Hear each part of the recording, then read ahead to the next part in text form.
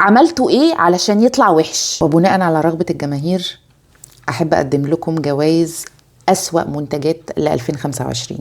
مفيش ترتيب بقى، هم كلهم وحشين. اسوأ هير كريم على الاطلاق سوبر كيدز، ما فيهوش ميزة واحدة توحد ربنا يا ربي غير ان ريحته حلوة. تولا ولا حتى ريحته.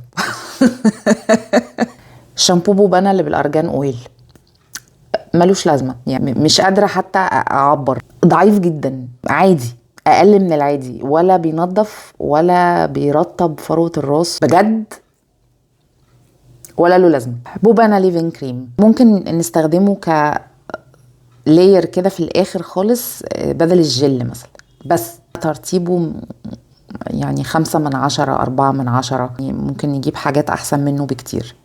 واخر اسوأ حاجة بوبانا ستايلينج جل اللي بالفلاكسيد، دي كانت بالنسبة لي صدمة العمر بقى، لان انا اصلا اي حاجة بالفلاكسيد بجري اشتريها.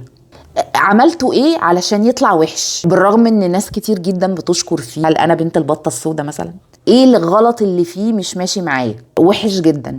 دي كانت اسوأ منتجات انا جربتها في 2025 مع شعري، ولو انتوا جربتوا حاجة تانية كانت وحشة معاكم اكتبوها في الكومنتس علشان نستفيد. بيزو.